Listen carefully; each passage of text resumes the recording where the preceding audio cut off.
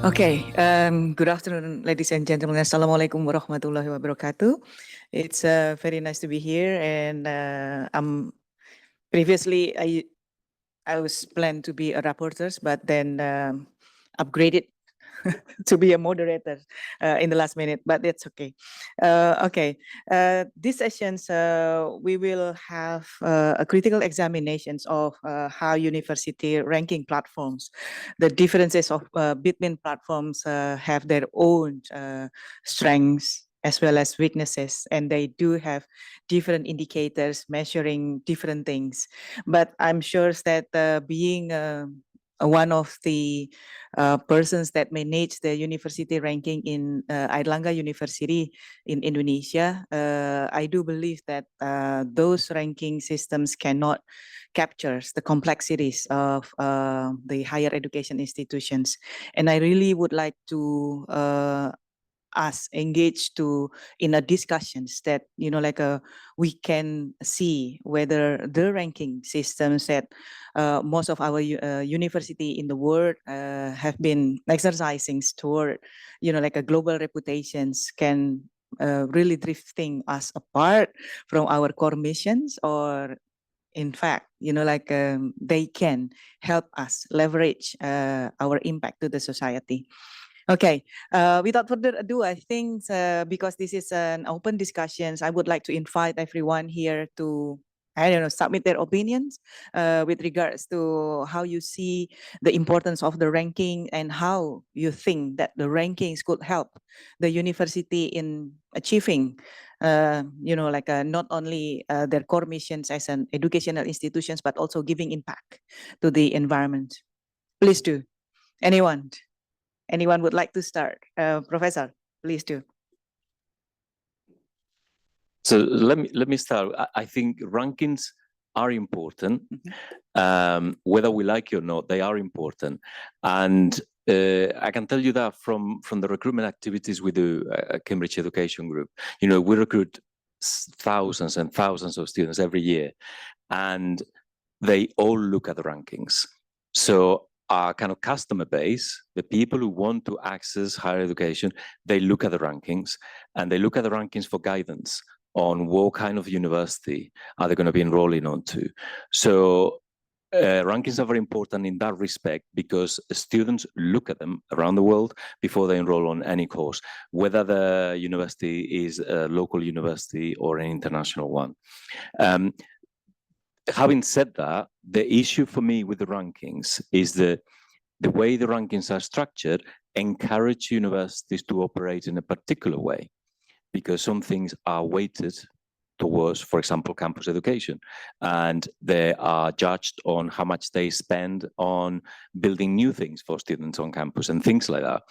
For me, that's the problem, because you have got a current situation where the rankings dictate the strategy of the university, because rankings are important for the university. So they're always looking at, oh, if we do this, is that going to have an impact on the rankings? So, and I think that's an untenable situation where we cannot have the ranking industry determining the strategy of universities, because if we want to change things, then the risk factors come in. Related to my presentation, if we want to do online education and that's not heavily weighted in the rankings, the universities don't engage with that because it's not going to benefit them straight away. So that's a real problem. And my last point is also about the inbuilt unfairness that is in the rankings. Rankings benefit age of universities. The older you are as an institution, the easier it is to climb up the rankings. And that's very unfair, because there are loads of new universities around the world doing fantastic work, and that's not showing through in the rankings, but simply because they're just not old enough.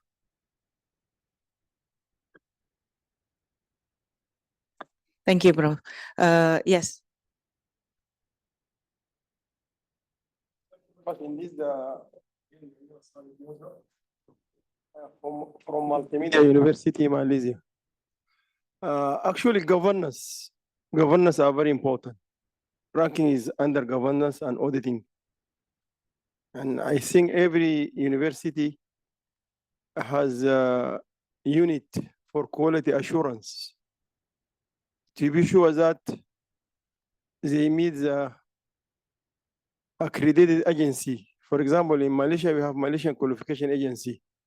There is no any university will run or accept any student without meeting the guidelines of the accredited agency, even the acceptance of the student. If the student is not meet the requirement of the agency, we have to request from them. I remember I was a coordinator for postgraduate program at Multimedia University. We have a student, its background is not in the same discipline, and want to accept the student in the Master of Philosophy is mainly research-based. So in the meeting, they said that in the coordinating meeting of postgraduate, I was a member representing the Senate. They said that cannot do that until we get the guidance from Malaysian Qualification Agency. And we read to them, and then they refused. So they said that this student can study a course-based subject, can study MBA, for example, but cannot study Master of Philosophy. So having all these good governance, and I don't think all the universities have the governance. I know that the university rank very well. They have even they don't have even moderation for exams. They don't have moderation for exams. The lecturer come and put the exam at any time in any way. And they put in the QAs or time higher education, they put them very high rank. They don't have postgraduate students. They don't have genuine research. They hire some people from other countries to write under their university name. So there is a lot of misconduct actually in this type of ranking. And I observe and I witness, I have attended one of the, I don't want to mention, one of the forum and a conference like this organized by one ranking agent. In the same year, the university hosted these meetings, they put it very top university. There is a very clear misconduct and unethical practices by this agency, and I'm sorry to say that there are money making only. Secondly, look to the criteria and indicators they use. I am a private university. You ask me about the number of students. Definitely, if there is a government university, they have few students. My fees and my financial resources come from the student fees, the credit hour they register. So it's going to be fair that I am a private university who is 100% run by its own resources. You want to equalize me with a university who is a government university, they don't care, they give them plenty of money. This is one. You want to compare me with the foreign countries that they are hiring foreign lecturers because they don't have enough people.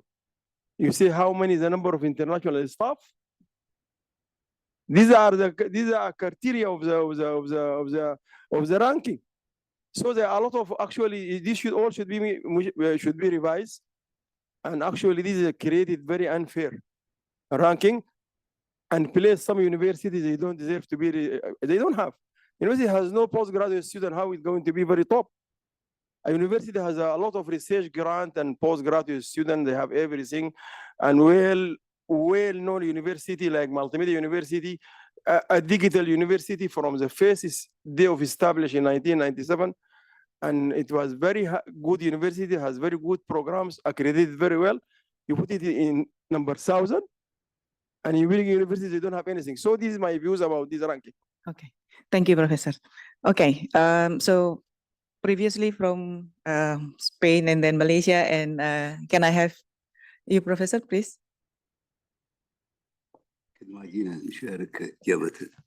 Hello, yeah. Okay, I believe ranking is important, but it needs to be well regulated. Also, one of my beliefs is global ranking is different from local ranking. And like I'm a mother. If I want to take my son or my daughter to university, I will look at the ranking, let alone the students.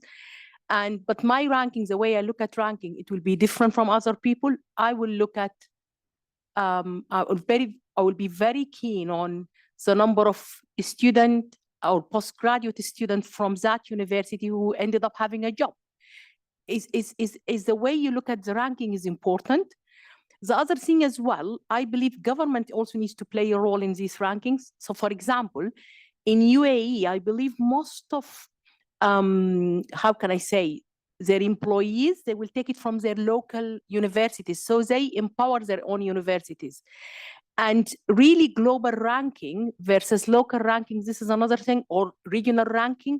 So I wouldn't say that ranking is not important, but I would like to see the ranking at different levels. So I will say this is number one university in terms of employment after you graduate in these fields.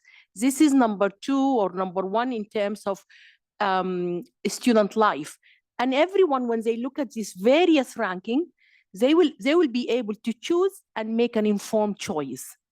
So I'm not against ranking, and I don't know, I don't know what happens at the background with regard to the ranking, but I believe everyone goes to the university with a different agenda, and everyone is studying something different. So if I've got all these ranking, and also it will be good if you show me how did this ranking, who voted for this ranking, all right? Is it purely according to external criteria?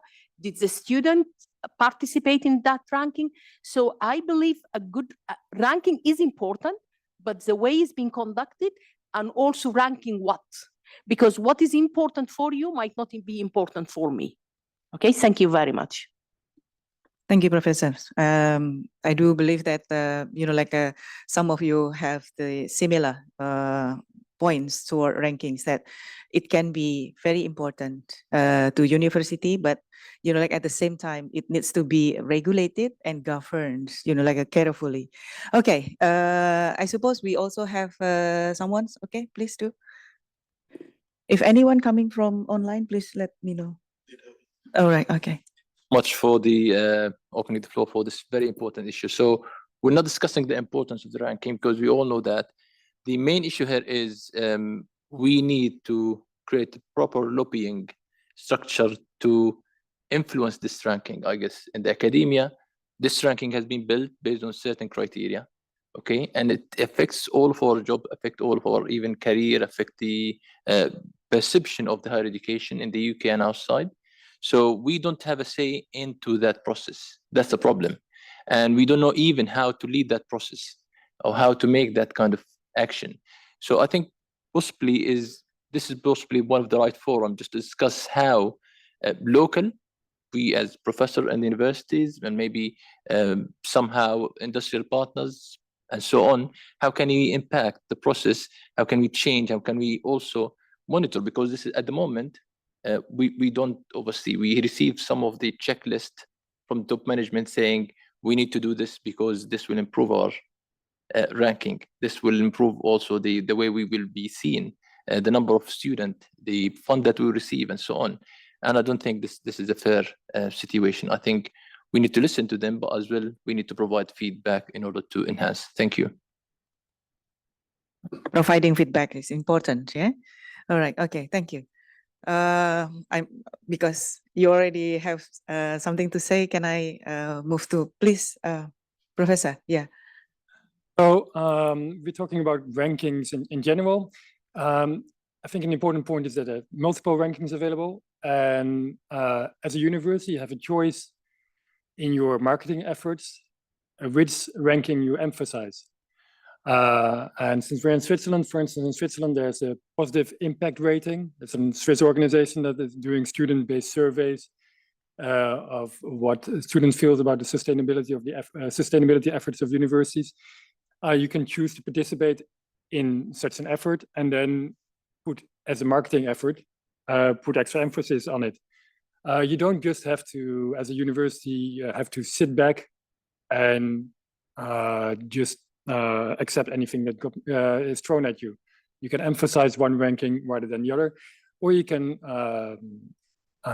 sustain efforts to create alternative rankings if you don't care about, if you don't agree with the existing rankings.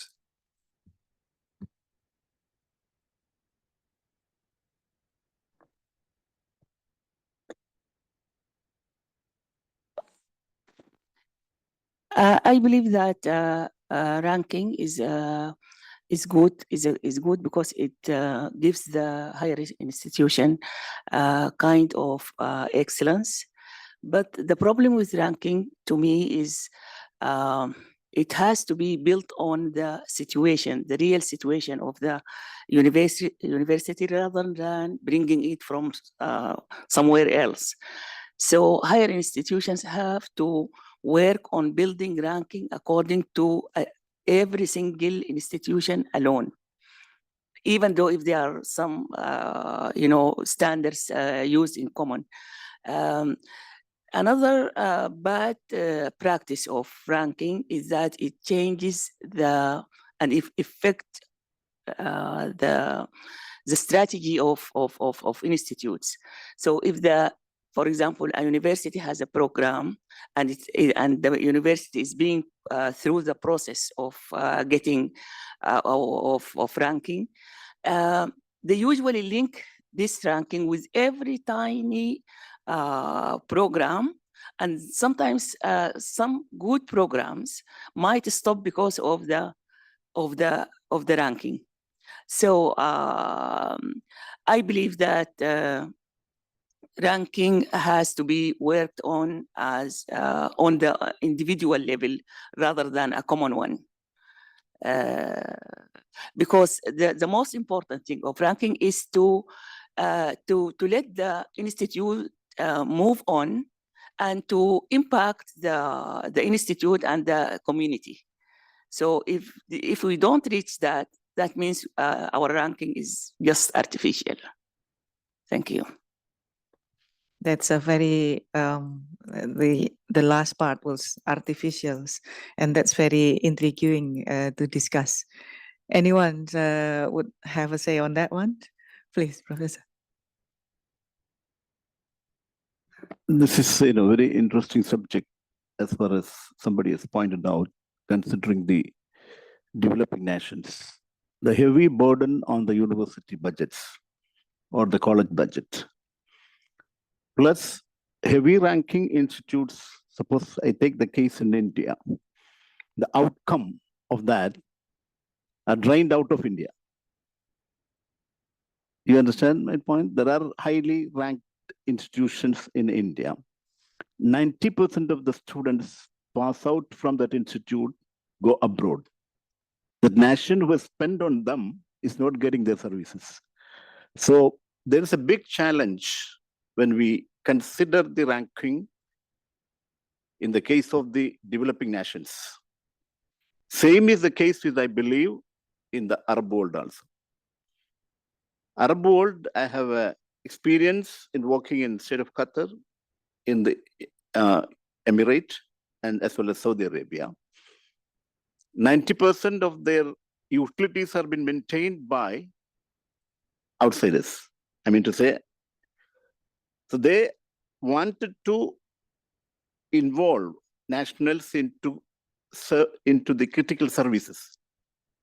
So when the universities goes for the high ranking, there's a big gap is existing between this high-ranking institute and the traditional conventional institutes. But conventional institute students stay back to serve the country, and high-ranking institute students pass out, drain out of the country. So how to fill these gaps before we address the ranking issues of the university? We face a lot of problem.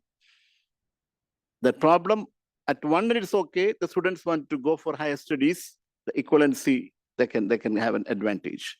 But as far as the services to the nation is concerned, there's a big challenge. So where is the trade-off to fill that gap, to build the capacity of the institutions with high ranking and the expectations of such institutions, whether to get the service of the students for the nation or benefit of them?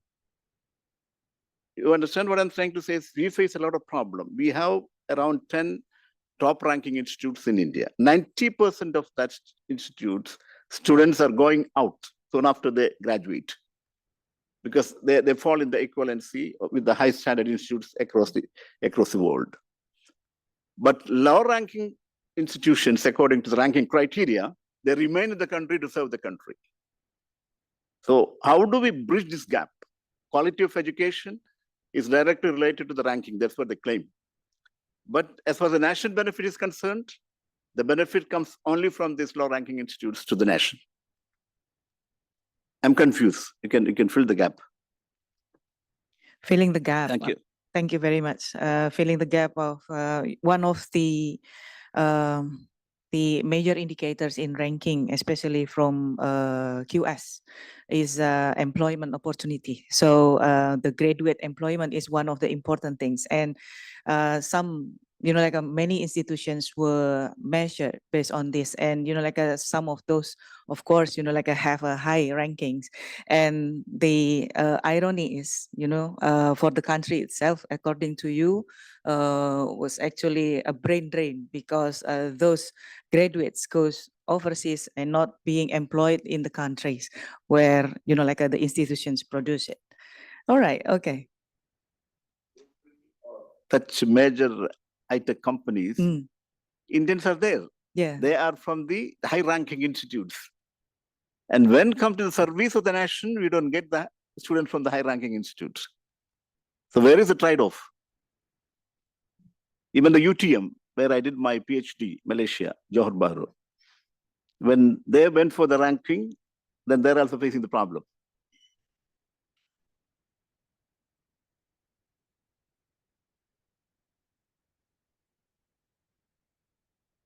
Just wondering, as postgraduate student, what's the criteria for the ranking, and is it differ between the countries? And also, how we could just in the future influence to push this in the right direction, like how the university impact in the communities, and could be one of the criteria for the ranking. How we could do this, like address this issue. I'm just wondering, and this is, yeah, it's just. Yeah. Right, okay. Thank you very much for the questions. I suppose if we talk about the rankings, I'm not intending to answer that, but then there are lots of criteria. Yes. Yeah. Excuse me, professors. Let me finish. Let me finish. Major ranking, what is called bodies or institutions. Most of them marks or score lots on research. So basically, the major issues was whether that ranking was actually reflecting the quality of educations as well as research of that institutions, and whether that really reflect also how those kind of quality impacts to the society. So with regards to your questions on postgraduate educations, rankings, not many rankings involve the vocationals, but they all involve the postgraduate education as part of the assessment because of the nature of the research. Yeah. Okay. Okay, please. Professor Alam. Thank you very much. I wanted to ask also to encourage students to, and she already jumped. I hope the other students here to tell us also how do they feel about ranking. Now, I want to talk about three things quickly. Number one, in the SDGs, we've been asked by many universities, can you make a ranking? Can you make a ranking? And so on. So I would like to also ask kindly, and also those online, if you can give us ideas. We didn't create this platform to come with a ranking system. No, we want people to benefit, to work together and so on. But if there's any way you can suggest to us, I would love to hear it because we really want. Now, what we really want is the Center for Public Policy at Jawaharlal Nehru University in India, which I visited, doing fantastic work. There is something called the Mycetoma Research Centers at the University of Khartoum. Fantastic work, even WHO endorsed them.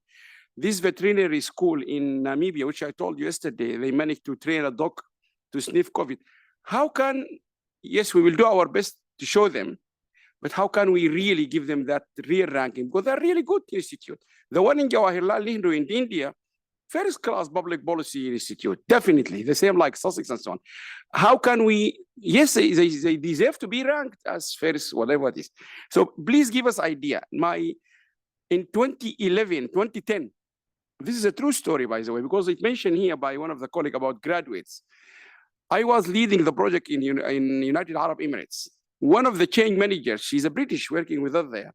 She came to me, said, Alam, because they only knew I was seconded from the university, to me, Alam, I want to ask you. I said, this is 2010. This is 15 years ago.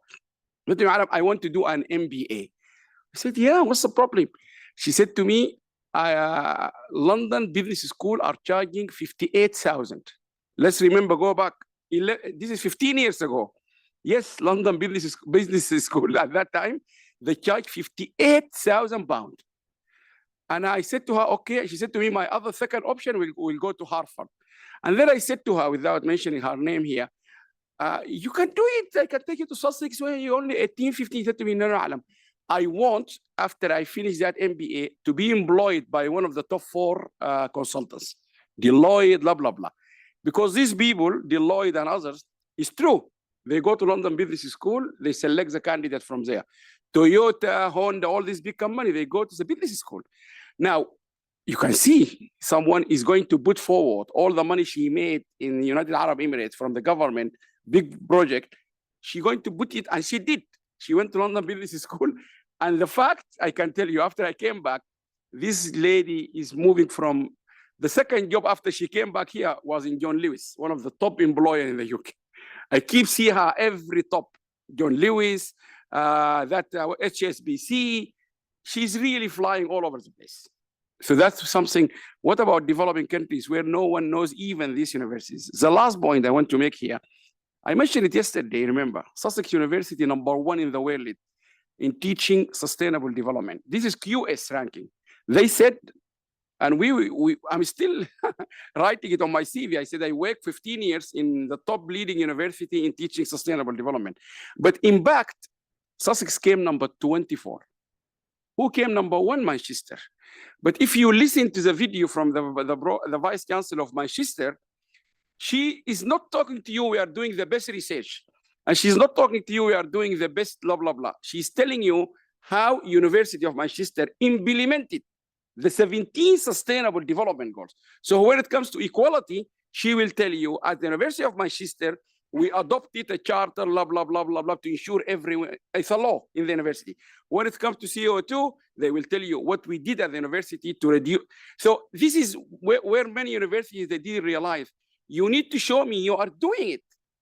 You are doing it, and so on. So I think if people can also give us feedback on this, will be really, really, really useful. And finally, how can we compare Sussex Research Centers with Jawaharlal Nehru University, with Namibia and Sudan? Because at the end of the day, they're doing public policy. Sussex is called Science and Technology. Geneva and me, we worked 20 years there. Science and Technology Policy Research. Jawaharlal Nehru University, they have the Center for Public Policy. We all do public policy. And finally, to do public policy at XVII, it costs you almost 50,000. This is 5 years ago, I don't know now. To do it at LSE, it costs you 35,000. That's 5 years ago. At that time, to do it at Sussex, it was 18,000. So this ranking, they do make a lot of money. It's a big, big chunk of money. The same public policy as Sussex is 18,000 at that time. LSE, 35,000. Oxford, almost 50,000. So I think they do make a big, big, big, big issue in terms of funding. The same students will be taught. So I think if you can also highlight this one, it will be really useful to the work we are doing here.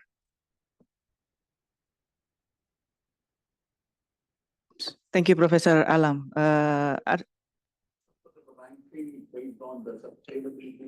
We do have.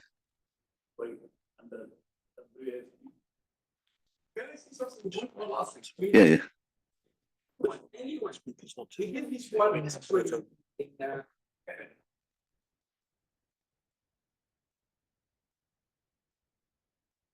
Yes, it's on now, bro. to everyone here, including those who they haven't even spoken. We went to Canada, the United Nations University in Hamilton, 2016, I can't remember. They brought 40 people from across the whole world, academia, business sector. We went there. I was lucky to be one of them. So what we did, they wanted to write down what is knowledge. They call it the K-star. So people from NGO, they said knowledge is this, blah, blah, blah. What is knowledge? And that paper, anyone contributed to the draft of that paper, his name was included in we published it, it's been published. So my motivation to all of you, anyone contribute to this debate, we will publish a paper, it will include all your names, but you need to contribute. So when we're going to take the draft from Mosaab, we will edit it and we will send it back to you.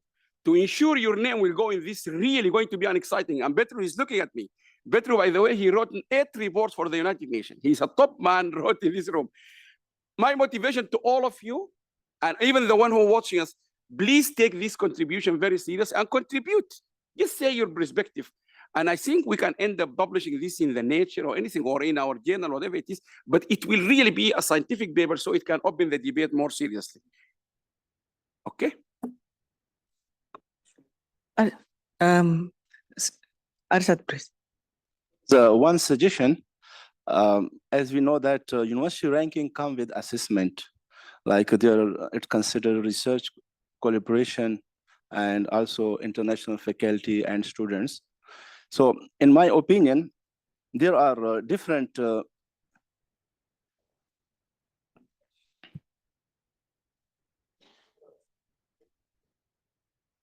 okay. It's unfortunate that I try to participate from the beginning, Oh, but sorry. you bro. look to the left and to the right there, and not in front of you. So please recognize all the audiences here. I would just comment in the question about, is it really important, the accreditation system? Yes, it's important for the university to get the good reputation, and this will reflect for the future applicants of the student, their parents, and to its level within the local and regional and the world at large.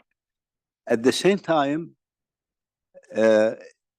is it that real accreditation reflect the quality assurance of that institution? This is, it's need to highlight it. If we will go back and think about the standards that they follow, is that take for consideration, for example, the social and economic differences among the institution?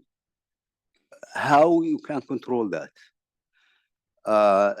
Even, we'll go not just for the social and economic, for the style of teaching itself that it's being represented at the university. We know now that we are in an era of very rapid global change, not just in education, but all the factors that affect education. I will take online programs or courses, for example. How come I can compare programs or universities that offer their style of teaching mostly online with another one that is traditional in regard to the style of teaching? And beside that, I will go back also and look about the real function of institutions, that it will be related to being very strong in teaching or in the conduct of the research itself, or what the social benefits for the society that it gives. I don't want to reach this conclusion, and please don't quote me that I would say accreditation is a business. It will not reflect the needs, and I will question is it being just for all institutions that will give me the name of such and such? It's better than the other institution. I doubt that. I doubt that it's really taking for granted what I just mentioned. The differences that it will reflect the reality. It just give what the business and the industrial companies want, what the society want, that they need. My son or my daughter graduated from such a school. Thank you very much. Professor, it's very nice point. Ladies and gentlemen, if you please don't mind me asking, no shouting out, just for the sake of the notes and the structure and the etiquette of this conference. Just raise your hand, we'll work our way around eventually. Thank you for your cooperation.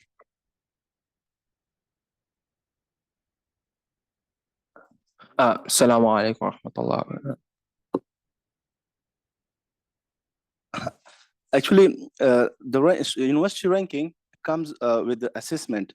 In assessment, it comes with the research collaborations, international engagements with faculty and students. So my suggestion is, why not all the rankings like QS ranking, Times ranking, is Shanghai ranking from China, or Chu ranking from Germany. So why not the assessment system should be similar, and the ranking should be like similar. For example, if I take one example for University X, so it should be like in every ranking, it will be the same. Like for example, number 5, it will be in Time ranking, in Shanghai ranking, and also will be in QS ranking. But so the transparency will come when the assessments should be similar in all ranking. Thank you. Thank you very much. Okay, so you are proposing that all rankings should be having some like similar ranks. All right. Okay. Thank you. Please. Assalamu alaikum wa rahmatullah wa barakatuh. Walaikum salam. So I think the problem with the rankings is how it's usually perceived globally. And it's not really like, as Professor Allah mentioned about the veterinary clinic in Namibia, where the dog who can smell COVID, it's quite revolutionary and it is a significant endeavor that was achieved. But I think in Namibia, it would be very respected. But then it's also the way we perceive what is the best action. Like if you were to ask a student, would you rather study, in a different country, or would you rather have an option to study in the United Kingdom or the US? They would more than likely choose the UK or US. And I think it's more so a case of opportunity and that option. But I think the problem with that is how we perceive the rankings. Because if we look at some of the rankings, universities like Oxford, Cambridge, Harvard, Yale, we're all American, we're all, from the West and UK. And we rarely ever see countries from Africa or Asia even reaching some of the top universities.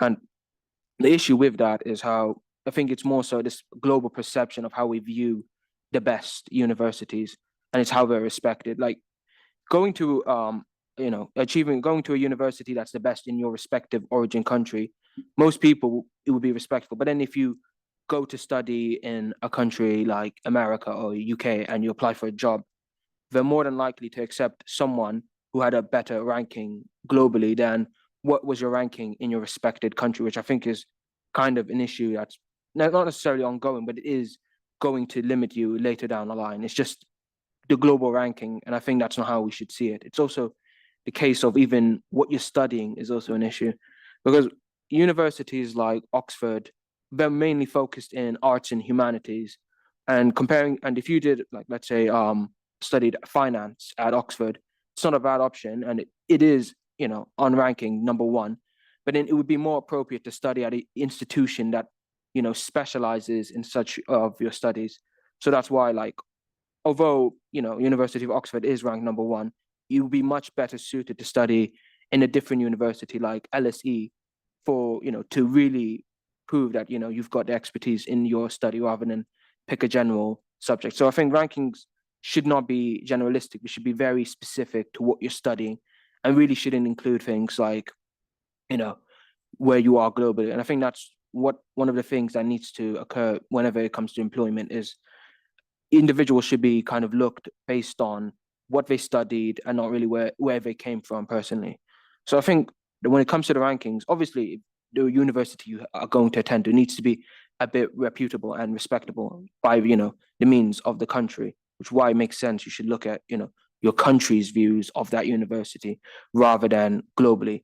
Because if you studied in a university in Sudan, which is the University of Khartoum, which is usually perceived the best in Sudan, in America, if you said you studied that in a job interview in the UK or US, they would think of you as not necessarily low, but they would be like, oh, well, why didn't this person study in the UK or US? Best in the country, but he could have gone a bit better in a different area. So I think, yeah, it's just the issue of thinking of it globally when it should be considered locally in that specific country. Thank you. Right. Okay. Thank you very much. And I'd like to a little emphasis on that one as well, because your comments really make us think about the importance of subjects, the understanding, and also the what it's called as a because there are also like a, for example, it's like a QS World University ranking on subjects. So I mean, like students can actually look at that, and that's become also, ladies and gentlemen, in nowadays they become one of the what is the idea of how the university, and I agree, I mean, like previously with Professor Manuel, that ranking should not dictate how university strategies, and that's unfortunately that's what happens. And what Professor Alam says, that we need to be, like having some kind like I don't know if we can say it's ranking, it's ranking. If it's not ranking, then it's not ranking. But the things that we need to be able to see not only like a partial part of the university as the quality of the university, but as a whole. For example, the one that you said, and also Prof. Alam says about, like a qualitative like measures of what the university has done, not only in terms of numbers. Okay. Thank you. And then Dr. Upasna. Oh, hello, everyone. Continuing the discussion, I would like to raise some more challenges. So we are talking about ranking, and rankings are extremely important when it comes to the perception of students, of even the employers. So the challenge that we face, I'm talking from the perspective of a business school, is that the company, especially in India, they would also have a look at the rankings when they're going for placements, because they also want to recruit from the best educational institutions and the best business schools, because they understand that if there is a ranking and the students would be the top player, the cream students would come, and they would enter our organizations and contribute effectively towards it. So the organizations are looking at the rankings. The students, when they're taking admissions, they're looking at the rankings, which also has a component of employability. So as faculty members who are contributing towards the accreditation and all the rankings, in a way we are preparing the documentation, we face this issue of chicken and egg cycle, because good rankings means good companies coming in and taking students. And on the other hand, the students also look at the placements when they're taking admission in our institutions. So that is one thing that we face. If I talk about the public institutes that are funded by the government, and the rankings there, especially at the undergrad level, there is an issue of public perception.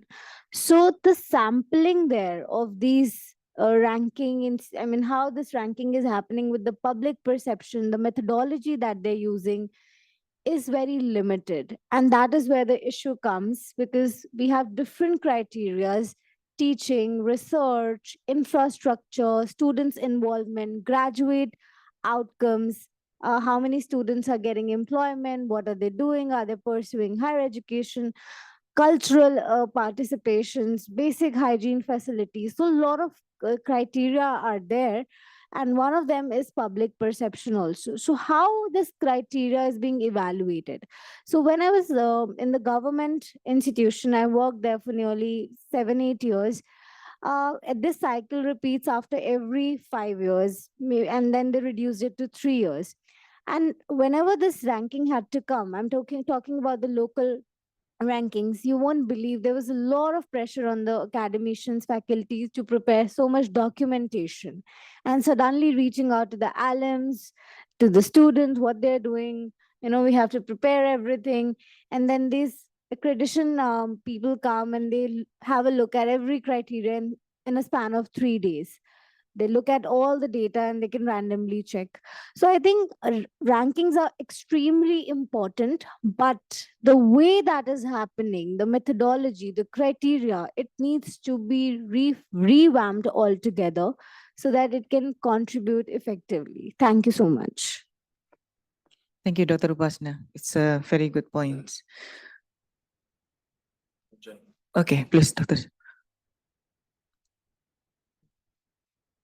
Thank you very much indeed. Actually, there is a question about what are the indicators used? There are 7 common here, common used by QS. 7 common indicators. Among others, the first one, academic reputation. So if you know Harvard, XVII, already they have this reputation.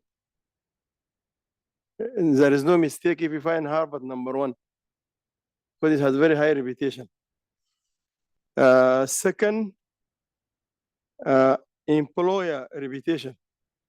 How is the perception of those who are employing the graduate? Faculty-student ratio. This is very subjective. You cannot compare private university, as I mentioned before, the sources of income of the university mainly from the student fees with the government fully funded university. Okay.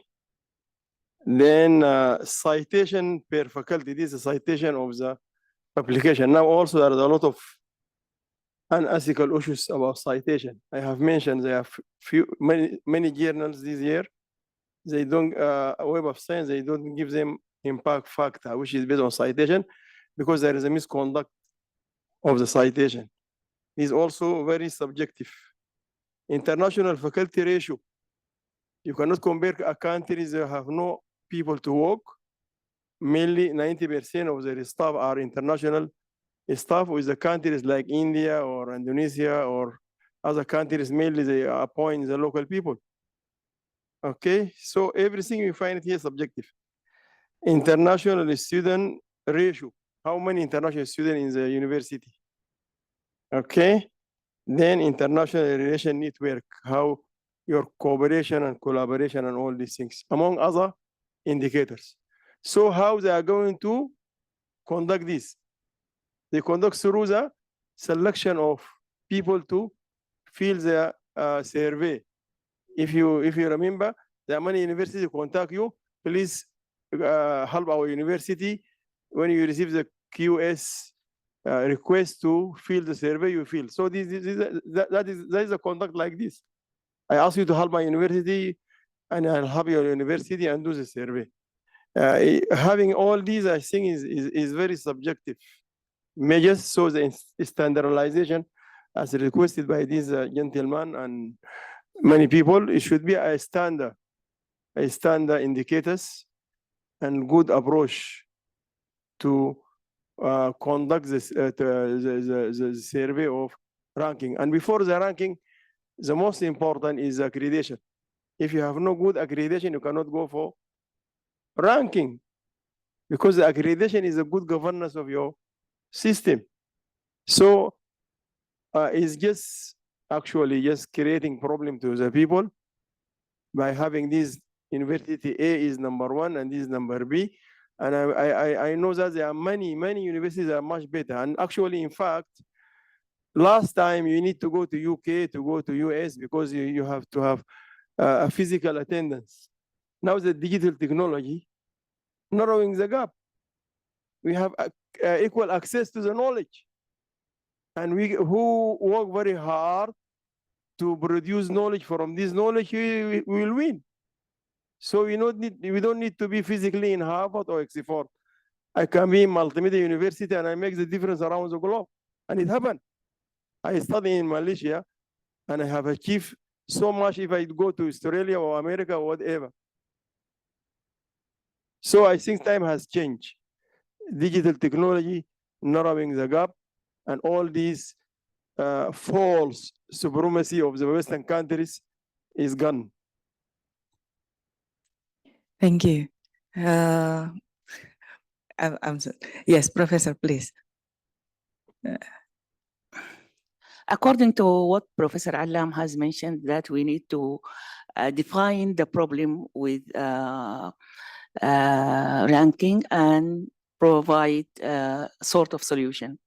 To me, ranking is a sort of evaluation. And if you want to get a good evaluation, you have to work on accurate data.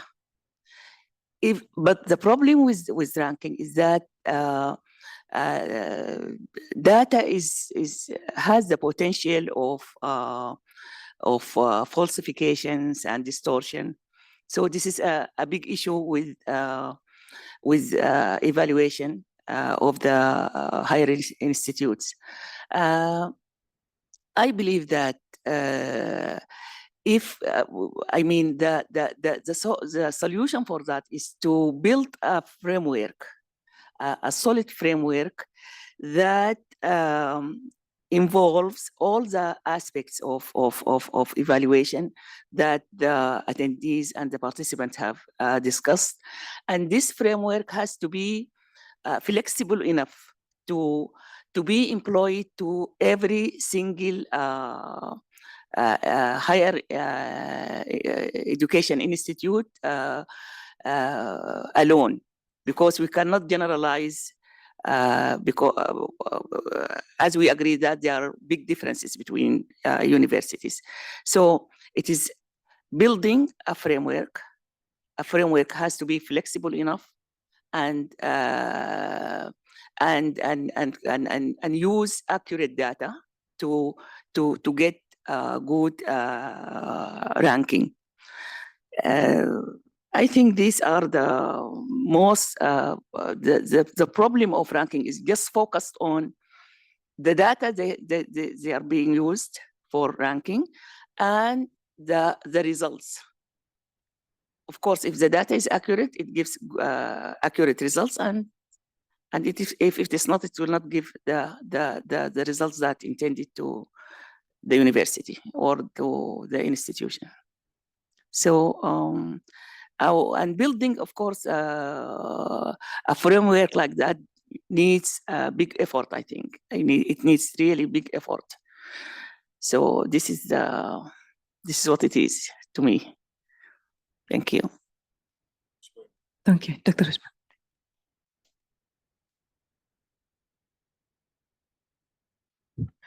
I don't want to talk too much, but I believe, as Prof. Alam said, everyone needs to contribute, or we're going to write a paper about this. I just have got two stuff to say. The first thing, after I mentioned my first point about importance of ranking, Dr. Rawad said, we are not here talking about the importance of ranking, we are talking about lobbying. I'm afraid we're living in a world of evidence-based. So if we don't have an evidence base that ranking is working or not working, I don't think we can lobby or can give our opinion.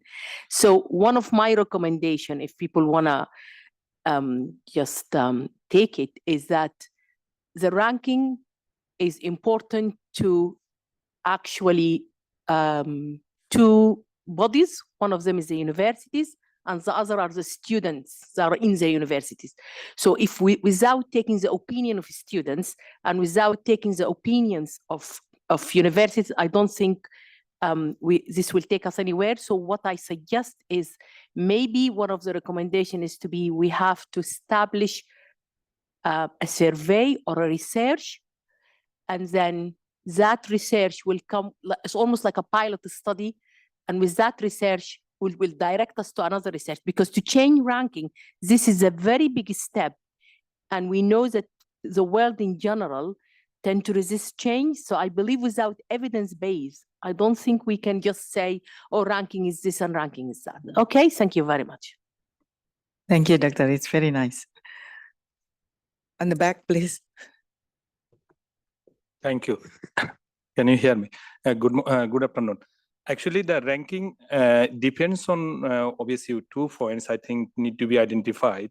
As my doctor said, student feedback and all sort of thing. Based on that, also we need to be think about the student number and the location, because you can see sometime in the big university have a 30,000-40,000 student, so they might have a different feedback system when compare with if you have a 2,000 student in a small university. So I think the ranking also need to be measurement of that categorically to say that what level of a student are they actually teaching, and is a master's level, undergraduate, or PhD level. In some university they have only undergraduate provision, even don't have a master's and PhD. So I think this all need to be think about when you are actually, or we are giving some suggestion to the ranking system. Thank you. Thank you very much. Professor Beverly? I have done a lot of accreditation teams. I have accredited many institutions, including international ones. And one of the things in most accreditation, we look at what the mission of the university is, and many people can be accredited. For example, when you look at regional accreditation, AACSB for business schools, there are different standards for them. And this is slightly different, I feel, than rankings. Rankings are really, as the gentleman here said, in many cases subjective. It's the reputation, it's the image. It's much more subjective, I think, than many of the other accrediting type things, which are much more objective. And one of the things I heard the measuring students' perceptions, you can measure their perceptions, and usually that is satisfaction. But one of the things that I find is many times students don't know if they've learned anything. They think they've learned something, but they may not have learned what they should have learned. You look at things like in accounting, to pass an exam afterwards. Maybe they thought they had wonderful accounting instructors and they cannot pass the CPA exams, et cetera, going along with it. So I think this is one of the things that we're challenged with, is rankings seem to be a lot of subjective type things going along with them.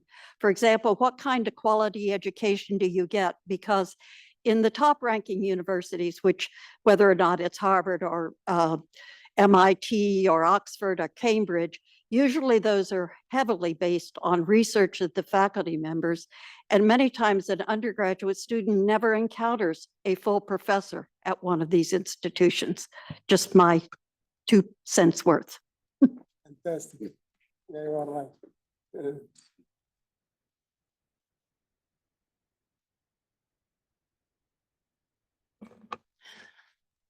Thanks. I think my main point is about the ranking criteria and the geography.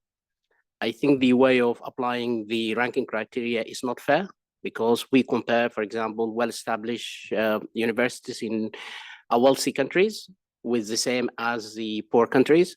But when we see the impact of the university in those poor countries is better than the one in those wealthy ones, because they move their communities from not educated to educated, and also improve their quality of life according to the graduate guys and their contribution to the community there.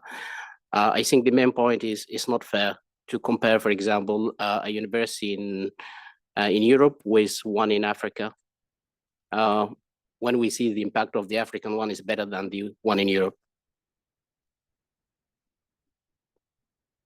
Thank you very much. Professor Kang, finish? Okay, right. Okay, just one last. All my counterpart for their contribution. I believe from personal experience that has studied abroad, different, and even at my country.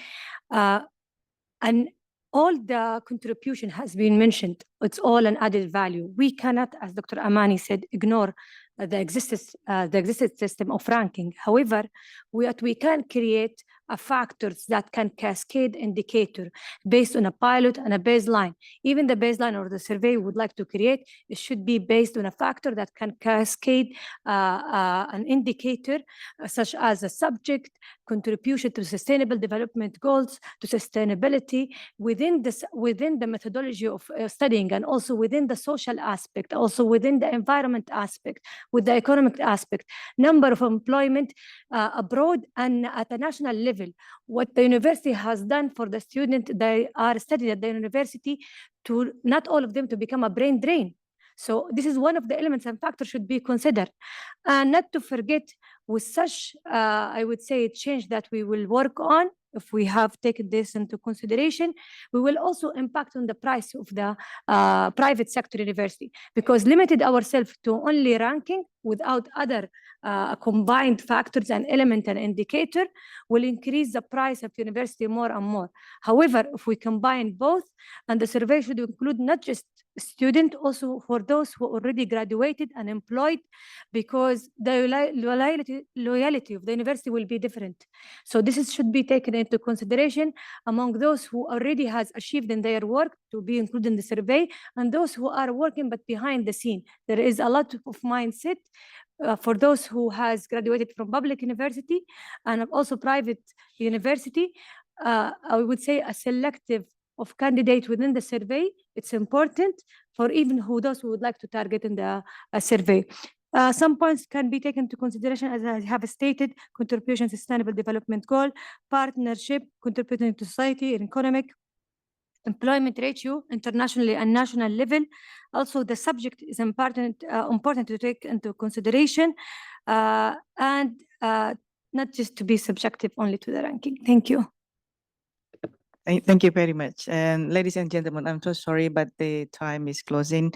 And we certainly hope that rankings, of course, do not drift higher education institutions away from their core missions. And instead, rankings should serve as to leverage institutions to measure their impacts, not only in numbers, but also the real actions toward, like our stakeholders and broader community and also environments, through real actions, of course. And then I suppose summarizing, I will invite Mr. Mosaab to summarize, but all rankings have have their different purposes. It's really depending on the perspective of how we see it important, and somehow we try not to, being. Of course, it's as Professor Beverly said, that it can be very subjective, and it is very subjective depending on what we consider as importance. But the governance of the rankings needs to be carefully conducted because it can lead potentially to many falsifications or whatever, which we are trying to avoid. Okay, I do hope that these sessions could enlighten and possibly provide actionable insights for us to bring about some change that we can to help the universities to engage more in sustainable development goals through different kind of actions. Mr. Musa, time is yours. Thank you very much. I'd like to thank you all for contributing, and even those that didn't. Thank you for your presence. It's been great having you here. I think one of the main things that has struck me when listening to the roundtable discussion was the need for a universal baseline standardization of global rankings. I think an excellent point was made by Dr. Danda, where it was perception. Perception is key. Many employers base their employability based on university rankings, and it's almost like a carrot and a stick method, where students would not care about rankings if employers didn't. So we need to look at the root cause of this, and once we look at the root cause, we can actually adjust and to meet the necessary sustainable development goals. I think further points that really struck me out was Mohammed Al-Bashir's point. Opportunity is ranked as cultural. He made an excellent point about regional versus cultural universities. So, for example, he mentioned Oxford and Cambridge, whereas in an Arab world, for example, everyone thinks, let me go to Oxford and Cambridge. Why don't they think, let me go to the top university in my country? An excellent point was also raised by the lady in green. Rankings are based on data, but data can be misled. We're all aware of that. They can be manipulated. They can be, falsified. So I think it almost ties into what Dr. Awad mentioned, which was providing feedback. You as lecturers, you as professors, you as doctors have the expertise in your field, and that expertise should be used. It should be accumulated by a regulatory body. I know regulation was mentioned. And I feel that once that step is taken, we can see an improvement with regards to rankings and rankings within sustainable development goals. Misconduct was also an excellent point raised. Favoring business over actual education is something that we've seen with growing privatization over the last 30 years. I feel it's especially the case now in universities, with university fees skyrocketing across the globe. And Professor Manuel, to close out, had an excellent point about the rankings providing a framework for universities to operate in. We need to remove that framework. Universities should not be worrying about rankings, they should be worrying about their students. And once they start worrying about their students, we'll see growth, we'll see economic development, we'll see the sustainable goals reached by 2030. And I think that those are the key takeaways from this conference. And once again, I'd like to thank you all for your participation. Thank you.